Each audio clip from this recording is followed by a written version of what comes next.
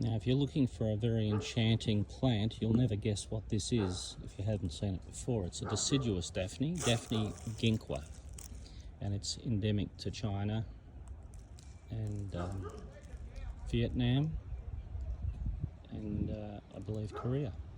It's a magnificent deciduous shrub, rarely seen more than 1.5 meters, although a lady came to one of the plant fairs many years ago and said that if I wouldn't mind coming and pruning her 3-metre Daphne Genkwa, and she was just down Yamina Rosebud area, and she was only a few hundred metres from the beach, and I was a little astonished, if not disbelieving, that her plant was 3+ metres high, perhaps 3.5 metres high, and it needed to be cut in half, which was a fairly extraordinary thing for anyone to tell me with the knowledge I had of the plant at the time.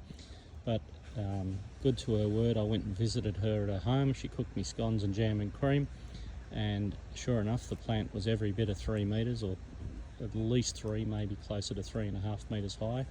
It obviously just had the perfect conditions and drainage and water, and she was an exceptional gardener. Every plant in her house, around her house garden, was shining from the care. So a wonderful plant, and well worth growing. Relatively hardy compared to a lot of the other Daphnes, and a really lovely thing that just glows here on the bush. This pinky lavender mauve colour.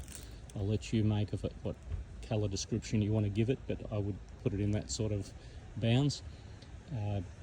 Generally speaking, in your garden you're not going to see them much more than 1 metre and 1.5 metres, but you know, these have got away nicely. They've been here 4 or 5 years now. They're probably 1 metre or a little bit more, but I do tip them for cuttings in the spring, and just a lovely plant. No perfume on this to speak of, unlike the other Daphnes. Maybe just a light hint, but certainly not like the other Daphnes. But just absolutely exceptional. Takes a lot more sun than the other Daphnes, I find. It's quite hardy, and they're an interesting group of plants, Daphne. There's a lot of species in some of the shaly, rocky, steep areas in mountainous areas like Turkey, and throughout other parts of parts of Asia. So they're an interesting group of plants, rarely seen. You know, you see Daphne odora, the common Daphne, the winter Daphne, but you don't see many other cultivars. Sometimes you see Daphne bellua, which is a much taller species. It'll reach at least 3 metres plus, but you rarely see some of these other ones, which are equally interesting and beautiful in the garden.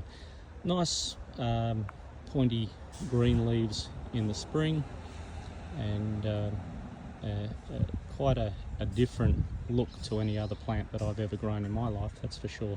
So Daphne Genkwa, and well worth a try. Rarely available because it's not easy to propagate, and Daphnes generally don't live a long time, so you know, 5, 10, 15, 20 years, it can vary. Some gardens seem to keep them living a lot longer than others, but Daphnes don't generally live a long time. They're notorious for dying after 5 or 10 years. Using dolomite lime is helpful. That'll sweeten the soil for them. Calcium and magnesium in it will be beneficial for any of the Daphne family, and it's well worth adding that when you're doing your fertilising. Add a little bit of dolomite lime, and don't be too shy with dolomite. It's a very safe product to use, and you can use handfuls. On a plant this big, I'd use a bucket for these 3 plants, and you just wouldn't give any problem to these plants at all. There's 3 little ones here. So anyway, enjoy your Daphnes. Daphne Genkwa, great Asian species, and well worth a go.